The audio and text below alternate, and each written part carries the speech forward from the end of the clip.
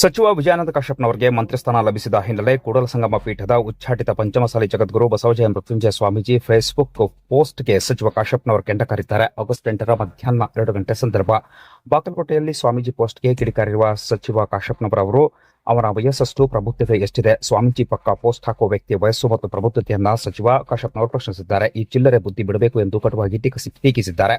ಗುರು ಹಾಗೂ ಸನ್ಯಾಸಿಯ ನಡೆ ಹೇಗಿರಬೇಕು? ಗುರು ಸ್ಥಾನದಲ್ಲಿರುವವರು ಎಲ್ಲರ ಭಕ್ತರನ್ನ ಸಮನಾಗಿ ಕಾಣಬೇಕು, ಚಿಲ್ಲರೆ ಬುದ್ಧಿ ಪ್ರದರ್ಶಿಸಬಾರದು, ಕಾವಿ ಹಾಗೂ ಸನ್ಯಾಸತ್ವದ ಘನತೆಯನ್ನು ಉಳಿಸಿಕೊಂಡು ನಡೆಯಬೇಕು ಎಂದು ಅವರು ಕಿಡಿಕಾರಿದ್ದಾರೆ. ವಿಜಯಪುರದಲ್ಲಿ ಅವರದೊಂದು ಇನ್ನೊಂದು ದೂರು ಬಾಕಿ ಇದೆ. 11 ಕೋಟಿ ರೂಪಾಯಿ ಇದ್ದದನ್ನ 3 ಕೋಟಿಗೆ ಡೀಲ್ ಮಾಡಿದ ಆರೋಪಗಳ ಬಗ್ಗೆ ಸ್ವಾಮೀಜಿ ಮೊದಲು ಸಮಾಜಕ್ಕೆ ಜನರಿಗೆ ಉತ್ತರ ನೀಡಲಿ ಎಂದು ಕಾಶ್ಯಪ್ನವರು ಕಿಡಿಕಾರಿದ್ದಾರೆ. ಅವನು ಹುಟ್ಟುವ ಮುಂಚೆಯಿಂದಲೂ ನಾವು ರಾಜಕಾರಣದಲ್ಲಿದ್ದೇವೆ. ಕಳೆದ 50 ವರ್ಷಗಳಿಂದ ರಾಜಕಾರಣದಲ್ಲಿದ್ದೇವೆ. ಅವ ನಮಗೆ ಬುದ್ಧಿ ಹೇಳುವ ಅವಶ್ಯಕತೆ ಇಲ್ಲ. ಸಮಾಜ ಬಡವಾಗಿಲ್ಲ, ಸಂಘಟಿತವಾಗಿದೆ ಎಂದು ಏಕವಚನದಲ್ಲಿಯೇ ಸ್ವಾಮೀಜಿ ವಿರುದ್ಧ ಕಿಡಿಕಾರಿದ್ದಾರೆ. ಅಲ್ಲ, ಅವನಿಂದ ಕಲಿಬೇಕಾಗೈತಲ್ಲ. ಅವ್ನ ವಯಸ್ಸು ಎಷ್ಟು ಕೇಳ್ರಿ ಅವನು ಸ್ವಾಮಿಗೆ? ಅವನು ಹಾಕ್ತಾನಲ್ಲ, ಪೋಸ್ಟಿಂಗ್ ಮಾಡಿಸ್ತಾನಲ್ಲ ಸಣ್ಣ ಹುಡ್ರ ಕಡೆ. ಅವನ ವಯಸ್ಸು ಎಷ್ಟು ಪ್ರಬುದ್ಧತೆ ಅವನಿಗೆ? ಈ ಚಿಲ್ಲರ್ ಬುದ್ಧಿ ಬಿಡಬೇಕು. ಫಸ್ಟು ಗುರು ಆದವನು ಚಿಲ್ಲರ್ ಅಲ್ಲ ಇರಬಾರ್ದು. ಭಕ್ತರನ್ನ ಸಮಾನವಾಗಿ ಕಾಣುವಂಥ ಹೃದಯವುಳ್ಳವರಾಗಿರ್ಬೇಕು. ಭಕ್ತರನ್ನ ಚೆಂದ ಕಾಣಕ್ಕೆ ಹೇಳ್ರಿ. ಯಾವ ಬಟ್ಟೆಯನ್ನು ನಾವು ಧರಿಸ್ತೀವಲ್ಲ, ನಾನು ಇನ್ನು ಅದನ್ನೇ ಹೇಳಿದ್ದೀನಿ. ಆ ಬಟ್ಟೆಗೆ ಇದೇ ಹೌದಪ್ಪ, ನಾವು ಮಾಡಿದ್ವಿ, ಕರೆ ಒಪ್ಕೋತೀನಲ್ಲ, ಮಾಡಿದ್ರೆ ಉಳಿಲಿಲ್ಲ, ನಡ್ಕೊಳ್ಳಿಲ್ಲ ಮನುಷ್ಯ. ಅಲ್ಲಿ ಬಿಜಾಪುರದಲ್ಲಿ ಇನ್ನೂ ಕಂಪ್ಲೇಂಟ್ ಬಾಕಿ ಐತಿ. ಅದು ಏನಾಗೈತೆ ಅದ್ರ ಬಗ್ಗೆ ಜನರಿಗೆ ಸಮಾಜಕ್ಕೆ ಉತ್ತರ ಕೊಡಂತ ಹೇಳ್ರಿ. ಮೊದ್ಲಕ್ಕೆ ಎಲ್ಲೋದ್ಲ ಅಮ್ಮ, ಯಾಕೆ ಕಂಪ್ಲೇಂಟ್ ಕೊಟ್ರು? ಹೇಳ್ತಾನ 11 ಕೋಟಿ ಇದ್ದಿದ್ದು 3 ಕೋಟಿಗೆ ಡೀಲ್ ಬಂತ ಅಂತ ಅವ ಮಾತಾಡ್ತಾನ. ಇವ ನೋಡಿದ್ರೆ ನಾಟಕ ಮಾಡ್ಕೊಂಡು ಅಲ್ಲಿ ಯಾವುದೋ ಒಂದು ಊರಾಗ ಕುಂತಾನ.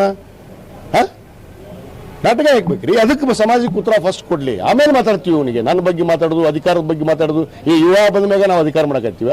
ಕಳೆದ 50 ವರ್ಷ, ಇವ್ನಿಗೆ ಇನ್ನೂ 48 ಆಗಿರ್ಬೇಕು ವಯಸ್ಸು. ಈಗ ಇವ್ನು ಹುಟ್ಟಕ್ಕಿಂತ ಮುಂಚೆಗೆ ನಾವು ರಾಜಕಾರಣದಾಗದೀವಿ. ಅದು ಅವನಿಗೆ ತಿಳ್ಕೊಂಡಿಲ್ಲ. ನನಗೇನು ಬುದ್ಧಿ ಹೇಳೋಂಥದ್ದು ಅವನ ನಂತರ ಅವಶ್ಯಕತೆ ಇಲ್ಲ. ನಾನೇ ಸಾಕಷ್ಟು ಬುದ್ಧಿ ಹೇಳಿದ್ದೆ ಅವನಿಗೆ. ಸರಿ ಮಾಡ್ಕೋ, ನಿನ್ನ ದುಷ್ಟು ಬುದ್ಧಿನ ಬಿಡು.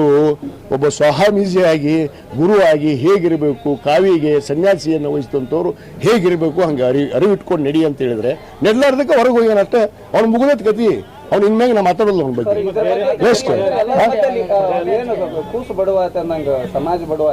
ಸಮಾಜ ಬಡವ ಸಾಧ್ಯ ಇಲ್ಲ. ಸಮಾಜ ಒಗ್ಗಟ್ಟಿದೆ, ಸಮಾಜ ಗೌರವ ರೀತಿಯಲ್ಲಿದೆ, ಸಂಘಟಿತರಾಗಿದ್ದೀವಿ.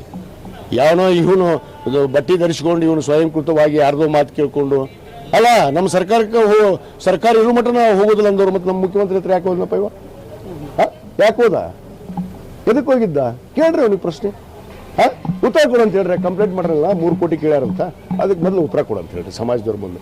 ಆಮೇಲೆ ಇವಾಗ ಏನದ ಅನ್ನೋದು ಹಕೀಕತ್, ನಿಜವಾದ ಹಕೀಕತ್ ಗೊತ್ತಾಗತ್ತೆ. ಬೇರೆ ಸ್ವಾಮೀಜಿಗೆ ನೀವು ಮಠಕ್ಕೆ ಮತ್ತೆ ಸಿದ್ಧತೆ ಮಾಡ್ಬೋದು? ಯಾವುದು ಸ್ವಾಮೀಜಿ ಮಾಡೋ ಪ್ರಶ್ನೆನೇ ಇಲ್ಲ.